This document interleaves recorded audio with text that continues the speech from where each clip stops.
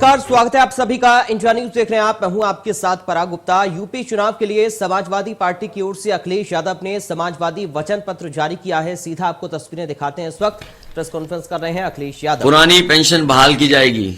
सप्ताह में एक दिन सभी पुलिसकर्मियों को अवकाश सुनिश्चित करने की व्यवस्था की जाएगी। प्रमोशन के लिए खाली पड़े पदों पर तत्काल पदोन्नति की जाएगी। 112 की गाड़ियां बढ़ाएंगे जिससे रिस्पांस टाइम और कम हो सके। 4-5 मिनट में ही पुलिस पहुंचना संभव हो। पुलिस लाइनों में जर्जर आवासों के स्थान पर नवीन भवनों का निर्माण अथवा मरम्मत की जाएगी। और भी डिटेल पॉइंट्स हैं इसके अंदर।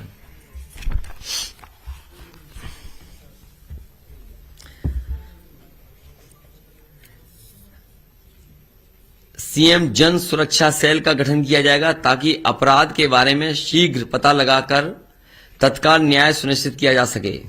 समाजवादी पार्टी की सरकार सभी थानों एवं तहसीलों को भ्रष्टाचार मुक्त बनाएगी। इधर बड़े पैमाने पर भ्रष्टाचार बढ़ा है, बहुत भ्रष्टाचार बढ़ा है। जब से बीजेपी की सरकार आई है, पुलिस मनचाहा वसूली कर रही है। हम संकल्पबद्ध हैं कि पूरे उत्तर प्रदेश में एक्सप्रेसवे का नेटवर्क समयबद्ध तरीके से तैयार कर जनता को समर्पित करेंगे, जिससे कि उत्तर प्रदेश की राजधानी में आने के लिए प्रदेश के किसी कोने से 5-5.5 घंटे से ज्यादा किसी को समय न लगे। लखनऊ में 5-5.5 घंटे में आ सके, इस तरह का एक्सप्रेसवे नेटवर्क बनाने की काम किया जाएगा। 2024 तक सभी जिलों में 4 लेन सड़क नेटवर्क और जिला मुख्यालयों के साथ कनेक्टिविटी की व्यवस्था की जाएगी। जब से समाजवादी सरकार गई है, district to district 4 lane highway जो बनाए गए थे जिला मुख्यालयों को जोड़ने के लिए, उस काम को पूरी तरीके से रोक दिया गया। सभी गांवों की सड़कों को जोड़ा जाएगा और आंतरिक गांवों की सड़कों को आरसीसी से जोड़ा जाएगा। उत्तर प्रदेश में समस्त गांवों में साइकिल हाईवे के नेटवर्क या साइकिल चलाने की व्यवस्था की जाएगी। थर्मल, वायु और ऊर्जा के संतुलित मिश्रण के साथ उत्तर प्रदेश की बिजली उत्पादन के आधार बनाया जाएगा। एग्रीकल्चर वेस्ट और सॉलिड वेस्ट से बिजली उत्पादन इकाइयों की स्थापना गांव के समूह में की जाएंगी ताकि किसान पराली जलाने से बच सके, जिससे वायु प्रदूषण को नियंत्रित करने के साथ ही ठोस अपशिष्ट का निपटान होगा और इससे उत्पन्न बिजली क्लस्टर समुदाय के लिए मुफ्त होगी। कई जगह उत्तर प्रदेश में पहले भी बनी, 2-3 जिलों में इस तरह का है जहां एग्रीकल्चर वेस्ट से और सॉलिड वेस्ट से बिजली बन रही है। इस सरकार ने जो उनकी मांग थी बिजली की दर, वो भी कम कर दी। जितनी ईमानदारी से उन्हें चलाना चाहिए नहीं चला पा रहे हैं। समाजवादी सरकार बनेगी तो अलग से पॉलिसी ला करके कि किसानों के ऊपर संकट ना आए, इस तरह का काम करेगी सरकार। पराली वगैरह जलाने में या सॉलिड वेस्ट से बिजली बन सके। एमएसएमई नीति 2022 राज्य में ईज ऑफ डूइंग बिजनेस को बढ़ावा देगी और इंस्पेक्टर राज के उत्पीड़न को समाप्त कर अनुमतियां लाइसेंस के समयबद्ध ऑनलाइन नवीनीकरण का सुनिश्चित कराएगी। टाइम बाउंड सिंगल विंडो एवं सिंगल रूफ क्लियरेंस, इस नीति के तहत नई एवं पुरानी इकाइयों को सुनिश्चित किया जाएगा। औद्योगिक क्षेत्र की भूमि को एक मुफ्त भुगतान विकल्प के साथ फ्री होल्ड बनाया जाएगा। माइक्रो सेक्टर को रिक्लेफाइड किया जाएगा और एक विशेष माइक्रो एंटरप्राइज सेल बनाया जाएगा ताकि सूक्ष्म उद्यमों को अधिकतम लाभ पहुंचाया जा सके। हाईटेक स्पेशल एक्सपोर्ट जोन कृषि और हस्तशिल्प व्यवसायों को बढ़ावा देने के लिए आगरा लखनऊ एक्सप्रेसवे एवं पूर्वांचल एक्सप्रेसवे के किनारे स्थापित किया जाएगा। ग्रामीण औद्योगिक हब स्थानीय स्तर पर रोजगार सृजित कराने के लिए पिछड़े जिलों में विकसित किए जाएंगे। कांच अनुसंधान केंद्र स्थापित किया जाएगा ताकि स्थिति इकाइयों वैश्विक प्रौद्योगिकी इनपुट मिल सके और निर्यात बाजार में सफलता हासिल कर सकें। फिरोजाबाद में ग्लास सिटी बनाई जाएगी जिसमें अगर सरकार से भी सुविधा देने के लिए बिजली या और सुविधाएं देने की जरूरत पड़ेगी तो दी जाएगी, जिससे ग्लास सिटी वहां पर नई बन सके। स्वच्छ पेयजल मिशन 10 लाख से ऊपर की आबादी वाले सभी प्रमुख शहरों में 24/7 जल आपूर्ति को सुनिश्चित किया जाएगा। आगरा, इलाहाबाद, कानपुर और अन्य सभी प्रमुख शहरों में मेट्रो प्रोजेक्ट को साल 2024 तक परिचालित किया जाएगा। आगरा, इलाहाबाद, मुरादाबाद, बरेली, हिंडन, गाजियाबाद, मथुरा और वाराणसी में अंतर्राष्ट्रीय मानकों के हिसाब से रिवर फ्रंट डेवलपमेंट किया जाएगा। आगरा लखनऊ एक्सप्रेसवे और पूर्वांचल एक्सप्रेस पर 2 नई ग्रीन फील्ड टाउनशिप विकसित की जाएंगी। सभी के लिए किफायती आवास उपलब्ध कराया जाएगा। चैंपियन इंडस्ट्री राज्य भर में समान विकास के लिए हर संभाग में स्थापित की जाएगी। व्यापारी सुरक्षा आयोग का गठन किया जाएगा। व्यापारी हेल्पलाइन, व्यापारी बंधु की स्थापना की जाएगी। इसके जरिए व्यापारियों की सुरक्षा कर ईज ऑफ डूइंग बिजनेस को बढ़ावा दिया जाएगा। उत्तर प्रदेश रिवर मिशन, उत्तर प्रदेश की नदियों और प्राकृतिक धाराओं को पुनरुद्धार के लिए इस मिशन को संचालित किया जाएगा। जल ग्रहण बेसिन एवं नदियों में गिरने वाले गैस, परिकृषित सीवेज और कचरे के प्रवाह को रोककर सभी नदियों को स्वच्छ बनाया जाएगा। सूख चुकी नदियां और जलाशयों को पुनर्जीवित करने के लिए विशेष अभियान चलाया जाएगा। नदियों के किनारे बसे समुदायों के निवास के लिए विशेष आवास योजना लाई जाएगी। पर्यटन विकास राज्य सरकार की प्राथमिकताओं में शामिल किया जाएगा, क्योंकि इस क्षेत्र में रोजगार की अपार संभावना होती है। एसोचैम की साल 2017 की एक रिपोर्ट के अनुसार समाजवादी सरकार की प्रोग्रेसिव टूरिज्म पॉलिसी के कारण टूरिज्म सेक्टर में 10 लाख लोगों को रोजगार मिला था एवं इसी अवधि में 10,000 करोड़ रुपए का निवेश भी उत्तर प्रदेश में आया था। समाजवादी पार्टी सरकार सभी नागरिकों, विशेषकर महिला, अल्पसंख्यकों और दलितों के खिलाफ हेट क्राइम के प्रति जीरो टॉलरेंस की नीति को पालन करेगी। युवा अधिवक्ताओं को आर्थिक सहायता प्रदान की जाएगी। बड़े शहरों में अधिवक्ताओं के लिए ग्रुप हाउसिंग की व्यवस्था की जाएगी। देश की सीमाओं में रक्षा कर रहे सैनिक परिवारों एवं उनकी जमीनों की रक्षा के लिए विशेष व्यवस्था की जाएगी। मीडिया कर्मियों और जमीनी स्तर के पत्रकारों के कल्याण के लिए राज्य आधारित मीडिया पॉलिसी लाई जाएगी। स्थानीय मीडिया कर्मियों की डिजिटल एवं फिजिकल इंफ्रास्ट्रक्चर मुहैया कराने के लिए सभी तहसील कस्बों में मीडिया सुविधा केंद्र बनाए जाएंगे। और समय समय पे जो कहा गया था, इसमें बहुत और भी चीजें डिटेल में हैं, और भी चीजें डिटेल में हैं, क्योंकि जिस तरीके से कहा, पहले भी संकल्प में बताया गया था कि आईटी सेक्टर को बढ़ावा देकर के 22 लाख अच्छी नौकरियां दी जाएंगी। सरकारी जितने भी पद हैं, अभी जो जानकारी है वो लगभग 11 लाख पद हैं जो खाली हैं। उन सभी पदों को भरा जाएगा, सरकारी नौकरी। साथ ही साथ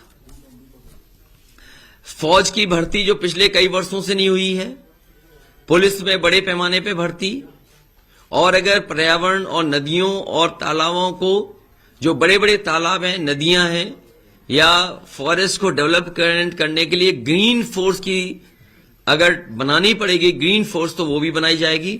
साथ ही साथ जो हमारी सरकारी ऑफिसेज हैं और शहर में बहुत सारी जो बिल्डिंगें पुरानी बनी हैं, जिसकी वजह से ट्रैफिक या शहर हमारा कंजेस्टेड दिखता है, जो हमारे शहर हैं उनको कैसे डीकंजेस्ट किया जाए, शहरों को डीकंजेस्ट करने के लिए पॉलिसी लाकर के काम होगा। चाहे वहां पार्क बनाने पड़े या रिवर फ्रंट बनाने पड़े, उस तरीके से किया जाएगा। वहीं अलग अलग समय पर समाज के लोग मिलने आए, जैसे निषाद और केवट समाज के लोग, उनकी जो जरूरत की चीजें हैं या जो उनका व्यवसाय है या जिस तरह का वो काम करते हैं, तो उसके लिए कॉरपोरेशन बना करके, और उन्हें अगर वित्तीय सहायता भी देनी पड़ेगी 200-300 करोड़ के लिए, जिसमें कि अगर वो नाव खरीदना चाहें या और अपने काम को आगे बढ़ाना चाहें, तो उसका भी वित्तीय व्यवस्था की जाएगी। साथ ही साथ विश्वकर्मा समाज के लोग भी जगह जगह काम करते हैं, अलग अलग काम करते हैं, उसका भी कॉर्पोरेशन बना करके वित्तीय सहायता दे करके, जिसमें वित्तीय सहायता हो सकता है 100-200 करोड़ भी देनी पड़े, दे करके उस कॉर्पोरेशन से उससे जुड़े हुए लोगों को काम और रोजगार से जोड़ा जाएगा। जी बहुत धन्यवाद।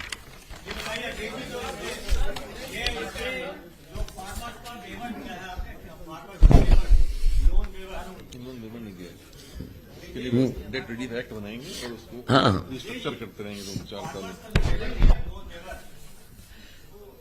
हमने हमारा ही घोषणा पत्र में है कि उनके ऊपर जो कर्ज होगा उस कर्ज को कैसे खत्म किया जाए उसके लिए पॉलिसी लेकर के आएंगे। क्योंकि अक्सर लोन लेते हैं किसान, फिर लोन आ जाता है, सरकार माफ करती है, फिर लोन ले लेती है। इसलिए एक पॉलिसी के तहत वो कर्ज मुक्त कैसे किसान रह सके उस दिशा में काम करेंगे, डेट फ्री।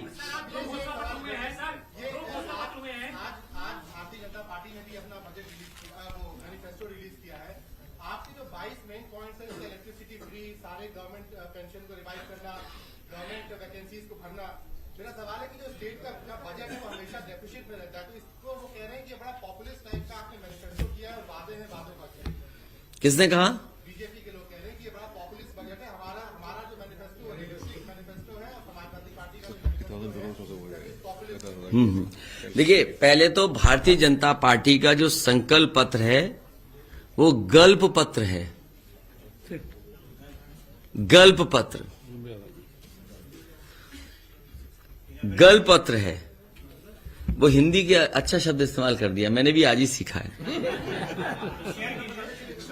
जो केवल कोरी कल्पना करता है वो है कल्प पत्र।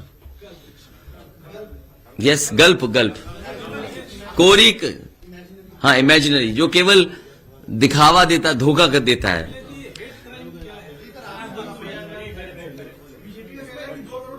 और जो बीजेपी ने कहा है उसके लिए बाकायदा हम लोगों ने तैयारी कर करके, और तैयारी के साथ साथ उस पर वित्तीय कितना पैसा भार पड़ेगा वो सब बातें कही गई हैं और लिखी हैं। हम लोगों ने बाकायदा उसको कैलकुलेट किया है।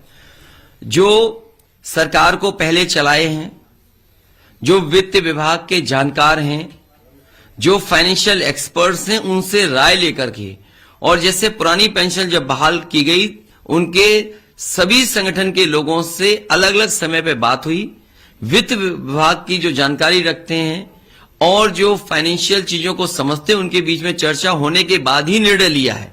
और जितने भी हम लोगों ने स्कीम बताई हैं वो लगभग 50,000 करोड़ से ज्यादा की स्कीम नहीं बनती साल की, और यूपी का बजट 6 लाख करोड़ का है। अगर समाजवादियों ने कहा है ये बात, तो जैसे 300 यूनिट फ्री बिजली कहा समाजवादी सरकार पार्टी ने, उसी समय बीजेपी ने कहा कि हम किसानों के लिए 50% माफ कर देंगे बिजली का बिल। तो वो कहां से कर रहे थे? जैसे फ्री फर्टिलाइजर देना है तो उसका कैलकुलेशन जो आ रहा है फ्री फर्टिलाइजर का, वो 3,750 करोड़ आ रहा है। अगर फ्री एलपीजी जो सिलेंडर देना है हमें, उसका कैलकुलेशन लगभग 3,250 करोड़ आ रहा है।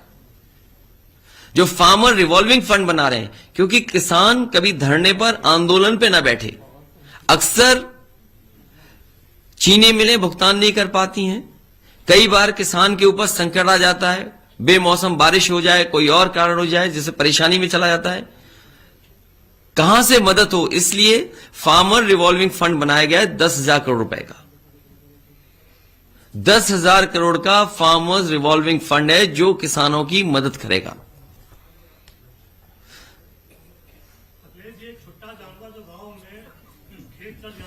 और समाजवादी कैंटीन के लिए भी बहुत ज्यादा खर्चा नहीं, 3,000 करोड़ साल का आएगा। उसके लिए पॉलिसी बनाएंगे जहां ये अन्ना जानवर, छुट्टा जानवर और गाय सेवा के लिए और एक लोगों को हटाना भगाना। आज भी जब अखबार उठा करके मैंने देखा तो एक वृद्ध जो बुजुर्ग थे, सांड से ने टक्कर मार दी, वो मर गए। मैनपुरी में, आज ही खबर है, पूरे देश में उठा लो, अगर सांड की वजह से सबसे ज्यादा कहीं जान जा रही है तो उत्तर प्रदेश में जा रही है। तो मैंने याद करो क्या कहा था कि सांड की टक्कर से या सांड जो उनको मार देने 5 लाख रुपए उस परिवार की मदद करेंगे, और साथ ही साथ गौ सेवा के लिए और जो गौशाला बनाई है उसको और बेहतर कैसे चला सकें उसके लिए पॉलिसी लेकर के आएंगे।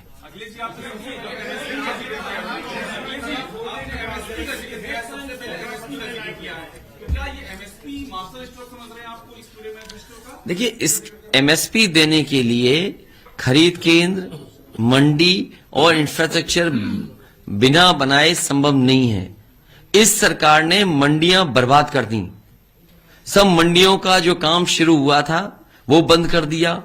धान हो, आज मैंने सुना है कि धान के लिए कुछ कह रहे थे कि धान खरीद होगी, 5 साल इन्होंने धान नहीं खरीदा।